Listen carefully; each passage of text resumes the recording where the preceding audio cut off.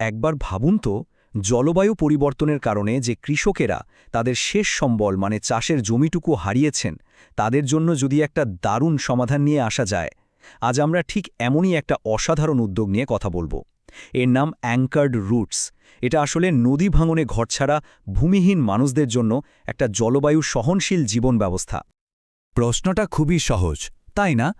একটা পরিবার কিভাবে চাষাবাদ করবে যদি তাদের এক টুকরো জমিও না থাকে? শুনতে সহজ মনে হলেও এর উত্তরটা কিন্তু বেশ গভীর, আর এটাই আমাদের আজকের আলোচনার মূল বিষয়। চলুন সবার আগে সমস্যাটা ঠিক কতটা বড় সেটা একটু বোঝার চেষ্টা করি। বাংলাদেশে, বিশেষ করে গড়াই নদীর আশপাশের এলাকাগুলোতে প্রতি বছর নদী ভাঙনের কারণে হাজার হাজার কৃষক তাদের জমি হারাচ্ছেন। মানে তারা রাতারাতি ভূমিহীন হয়ে পড়ছেন, যা একটা ভয়াবহ সংকট তৈরি করছে। আর এটা কিন্তু কোনো গল্প নয়, এটা কঠিন বাস্তবতা। যেমন ধরুন, খুলনা বিভাগের ঝিনাইদহ জেলার শৈলকুপা বা কুষ্টিয়া জেলার কুমারখালী আর খোকসার কথা। এখানকার মানুষেরা প্রতিনিয়ত এই ভাঙনের সঙ্গে লড়াই করে বেঁচে আছেন।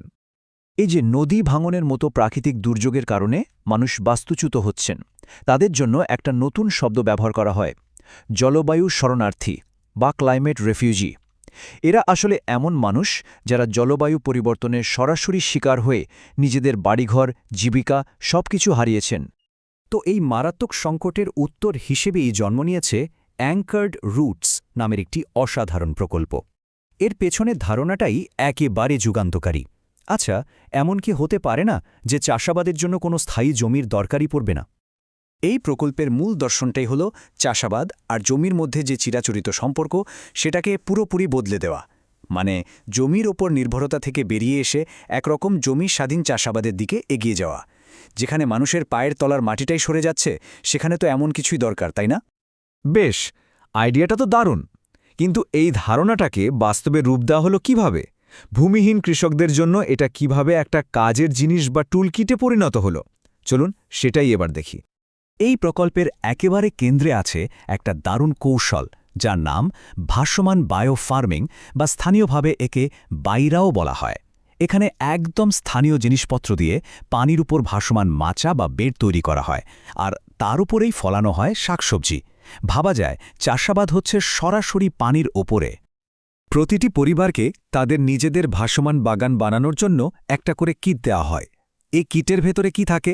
ফ্রেম বানানোর জন্য বাঁশ, বেডটা ধরে রাখার জন্য নেট, জৈব সার হিসেবে কচুরিপানা, আর সাথে উচ্চ ফলনশীল সবজির বীজ। মানে সবকিছুই স্থানীয়ভাবে পাওয়া যায়, আর খরচও খুব কম। আর এই পদ্ধতির সবচেয়ে শক্তিশালী আর অবাক করা দিকটা কি জানেন? পুরো খামারটাই কিন্তু ভ্রাম্যমাণ। এর মানে হলো বন্যার সময় এলে এই ভাসমান বাগানটাকে সহজেই এক জায়গা থেকে আরেক জায়গায় সরিয়ে নেওয়া যায়। ফলে ফসলের কোনো ক্ষতিই হয় না। দারুণ না ব্যাপারটা? তবে প্রকল্পটা কিন্তু শুধু সবজি চাষের মধ্যেই থেমে নেই। আয়ের পথ আরও বাড়ানোর জন্য সাথে থাকছে ভ্রাম্যমাণ পোল্ট্রি কিট আর ছাগল পালনের সুযোগ। আর ভবিষ্যতের সুরক্ষার জন্য তৈরি করা হচ্ছে একটা কমিউনিটি টুল আর বীজ ব্যাংক। সাথে থাকছে একটা দুর্যোগকালীন সঞ্চয় তহবিলও। তো এটা শুধু একটা সুন্দর আইডিয়াই নয়, এর পেছনে একটা খুব গোছানো পরিকল্পনাও আছে। এর একটা পরিষ্কার বাজেট আছে, নির্দিষ্ট মানুষ আছে। চলুন এই প্রকল্পের ভেতরের কাঠামোটা একটু দেখে নেওয়া যাক। একেবারে শুরুতে ধারণাটা কতটা কার্যকর তা প্রমাণ করার জন্য প্রকল্পটি 50টি ভূমিহীন কৃষক পরিবারকে নিয়ে কাজ শুরু করবে। মানে প্রথমে ছোট আকারে শুরু করে সাফল্য যাচাই করা হবে।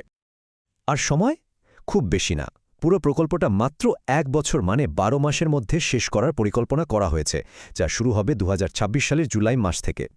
বেশ দ্রুত বাস্তবায়নের পরিকল্পনা, তাই না? এই পুরো প্রকল্পের জন্য মোট বাজেট ধরা হয়েছে 60 লক্ষ টাকা। এখন প্রশ্ন আসতে পারে, এই টাকাটা আসলে কিভাবে খরচ করা হবে? এখানেই আসল মজাটা। বাজেটের একটা বিশাল অংশ, যেমন 35 লক্ষ টাকা পশু সম্পদ আর 15 লক্ষ টাকা চাষের কিটের জন্য, মানে প্রায় পুরোটাই সরাসরি পরিবারগুলোর কাছে সম্পদ হিসেবে পৌঁছে যাচ্ছে। বাকি অল্প কিছু অংশ খরচ হবে তাদের প্রশিক্ষণ আর প্রশাসনিক কাজে। পুরো প্রকল্পটা ধাপে ধাপে এগোবে। প্রথম ধাপে সঠিক উপকারভোগী নির্বাচন করে দল তৈরি করা হবে। দ্বিতীয় ধাপে তাদের চাষাবাদ আর পশুপালনের ওপর প্রশিক্ষণ দেওয়া হবে।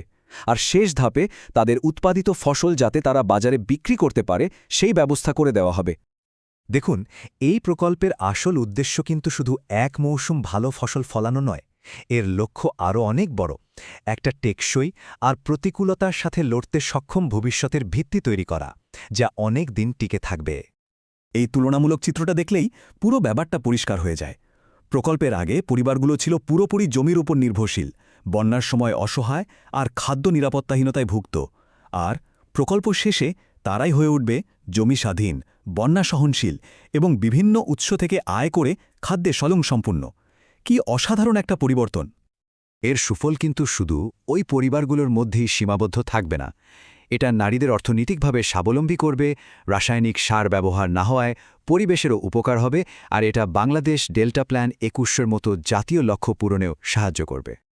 আর সবচেয়ে জরুরি বিষয় হল, এই প্রকল্পটা এমনভাবে ডিজাইন করা হয়েছে যাতে এটা নিজে থেকেই চলতে পারে। মেয়াদ শেষ হয়ে গেলে এর পুরো দায়িত্ব স্থানীয় উপকারভোগীদের একটা কমিটির হাতে তুলে দেওয়া হবে। তারাই একটা কমিউনিটি সঞ্চয় তহবিল দিয়ে এটাকে আগে নিয়ে যাবে। সব শেষে এটা আমাদের একটা বড় প্রশ্নের সামনে দাঁড় করিয়ে দেয়। জলবায়ু পরিবর্তনের মতো এত বড় একটা বৈশ্বিক সংকট মোকাবেলা করার জন্য এই ধরনের ছোট ছোট অতি স্থানীয় উদ্ভাবনগুলোই কি হতে পারে আমাদের টিকে থাকার সবচেয়ে শক্তিশালী হাতিয়ার? একবার ভেবে দেখুন তো।